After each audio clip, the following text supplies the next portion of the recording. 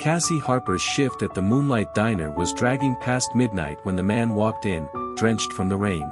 He moved like a shadow, shoulders hunched under a battered coat, his worn duffel bag slung low as if it carried his entire world. There was something about him, an unspoken weight behind his tired blue-gray eyes that stopped her mid-step. Most folks passed through unnoticed, but this man wasn't just passing through. "Coffee?"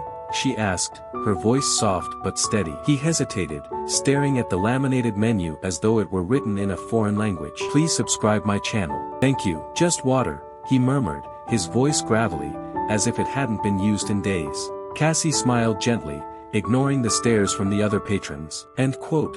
"How about some soup to go with it?" "On the house." End quote. He glanced up sharply, his eyes narrowing as though he didn't trust kindness. Then, slowly, he nodded. What Cassie couldn't know was that the man across from her, with his tattered clothes and cautious silence, was carrying secrets far bigger than the diner or her quiet life. He wasn't just hungry, he was hiding. And when the truth about him came to light, it would change everything Cassie thought she knew about generosity, trust, and the fine line between luck and destiny. Waitress helps a homeless man, not knowing he and #039 is a billionaire in disguise. The sun dipped below the horizon, casting a warm orange glow over the quiet town of Willow Creek. At the edge of Main Street, nestled between a hardware store and a pharmacy, stood Millie's Diner, a modest place with faded red booths and walls adorned with photographs of the town's history. Cassie Harper wiped her hands on her apron, brushing away the remnants of flour from the cherry pies she'd been baking earlier. At 29, Cassie was no stranger to long hours. Life had taught her resilience. After losing her parents in a car accident when she was 20, she had become the sole guardian of her younger brother, Dylan. Balancing 2 jobs and Dylan's school responsibilities had left her little time to dwell on her own dreams. But she'd always loved baking, and she clung to a quiet hope that one day, she'd open her own bakery. As she filled a coffee cup for the sheriff seated at the counter, the bell above the door jingled. Cassie glanced up. A man walked in, his movements cautious and unsure. He was tall and thin, his clothes frayed at the edges, and a battered duffel bag hung from his shoulder.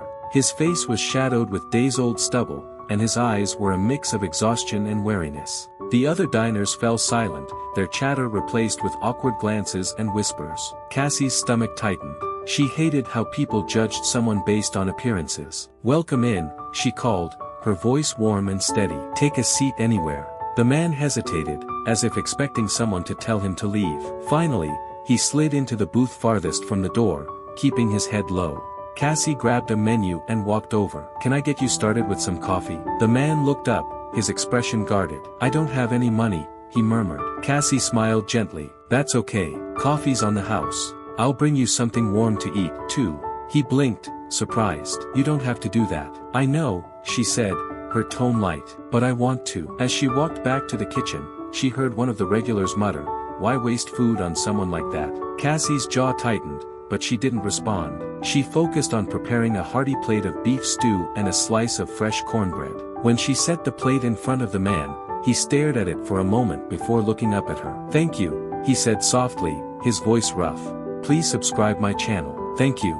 She nodded. "My name's Cassie. Let me know if you need anything else." For the next hour, the man ate in silence while Cassie worked. Every so often, she'd catch him glancing around the diner, his expression unreadable. When the rush died down, Cassie refilled his coffee and slid into the seat across from him. "So, what's your name?" He hesitated before answering. "Liam.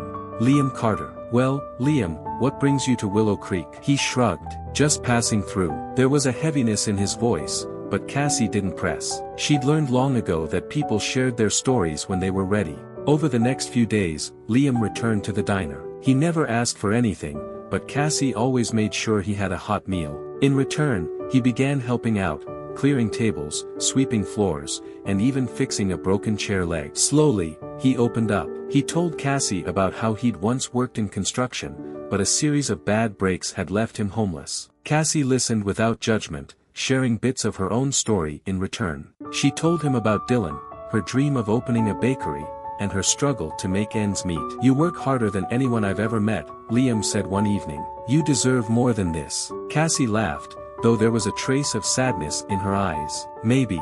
But life doesn't always give us what we deserve. You just have to keep going." What Cassie didn't know was that Liam Carter wasn't who he claimed to be. His real name was Liam Rhodes, and he was the reclusive CEO of Rhodes Innovations, a tech company worth billions. Tired of the superficiality and greed surrounding him, Liam had decided to disappear for a while, posing as a homeless man to see the world from a different perspective. Cassie's kindness had shaken him to his core. She treated him like a person, not a problem to be solved or a burden to be ignored. Her unwavering generosity made him question everything he thought he knew about humanity.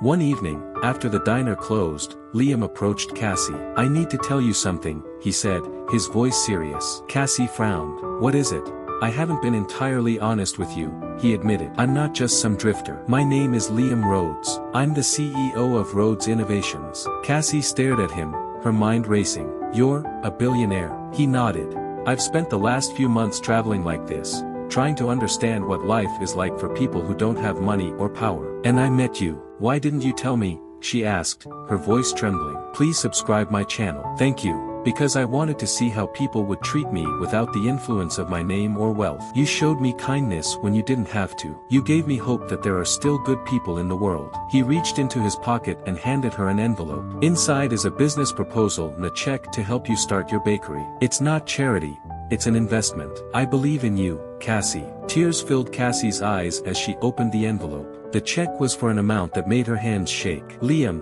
I don't know what to say." "Just say you'll take the chance," he said with a smile. A year later, Cassie's kitchen opened its doors, a cozy bakery filled with the scent of freshly baked bread and pastries. Liam remained a quiet presence in Cassie's life, visiting often and helping her navigate her newfound success. In the end, it wasn't just Liam's money that changed Cassie's life, it was his faith in her, a reflection of the kindness she had shown him when she thought he had nothing to offer. And for Liam, Cassie's unwavering generosity reminded him of what truly mattered: compassion, connection, and the simple act of helping someone in need.